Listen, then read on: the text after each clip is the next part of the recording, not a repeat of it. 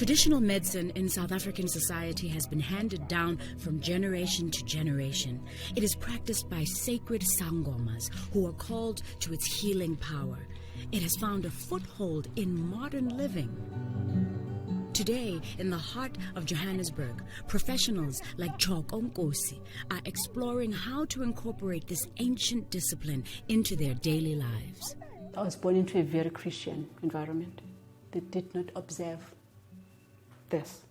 So you can understand I come from a very different paradigm to where I am now. A few years ago, Choko started to suffer from a series of debilitating health issues. When medical doctors were unable to diagnose her, she turned to a traditional healer. I was sick. It was not understood why. I went from doctor to doctor. I went to specialists. I went to psychiatrists. I got put on antidepressants, anti-anxiety medication, all sorts of things which really didn't actually get the problem solved. And then I started consulting on it. Mkhonto, which is the name Choko has been given by her ancestors, works as a financial executive in a large firm. Those first consultations with a practicing Sangoma has led her on a lifelong journey. There are things I can speak of, and there are things I cannot, because I'm governed by a very strict code of ethics of the spirit world. I started initiation 2.5 years ago.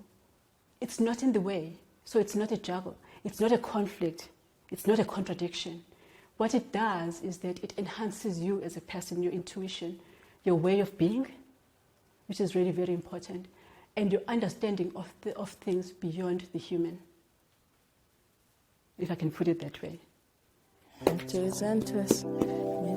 Learning how to be a healer starts with Uktwasa, which is an initiation illness. It is believed this sickness or a series of unusual happenings will persist until the chosen individual heeds the calling and seeks out a trainer to initiate them into healing. The choice of where you initiate is not a personal choice. I think that's very important that I should stress that. You are led. You know the saying that says that when the student is ready, the teacher appears. While many question the tradition, those who say they have been healed by it feel it is a force. The power comes partly from training. You learn to trance, you learn to enter a headspace that allows you to see and understand things which often cannot be articulated, cannot be put into language easily.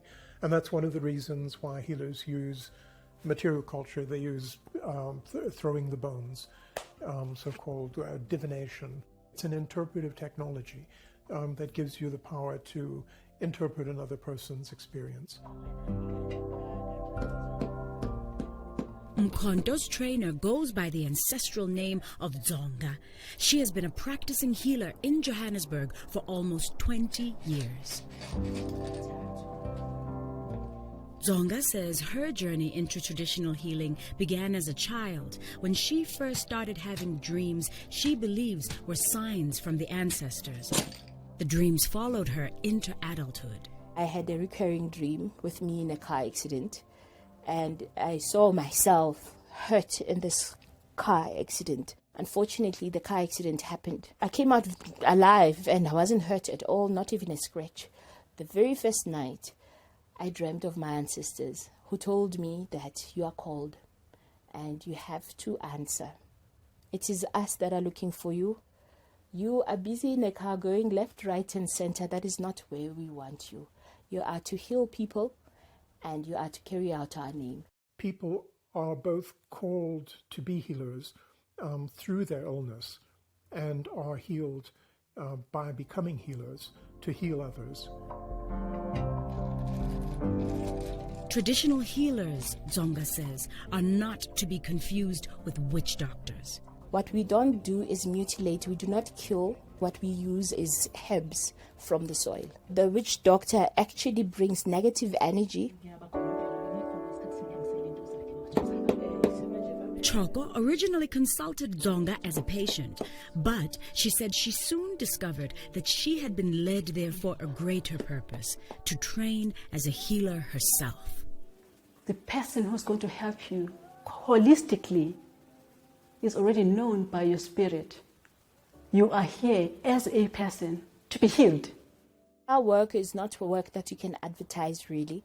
It is work that is spirit-based. So a person needs to have dreamt of me before they can come here, and they need to know who my name is. So by the time they come here, what I would do is to check through the bones if really this is the person that I saw, just to confirm, and then we start their training. Before I consult, I use the incense, impepo. Impepo is what we burn first and foremost before we do anything inside the indumba. This space is called indumba because it is where the ancestors live. This is basically like my phone. So I burn my incense to channel my spirit to come to me. So this is my telephone call to the ancestors. This is an ancestral bag that carries the bones. Everyone has got a bag that is given by their ancestors. These are the bones, but my bones are basically shells from the sea because I consult with the spirit of the water. My shells tell me exactly what is happening with a person.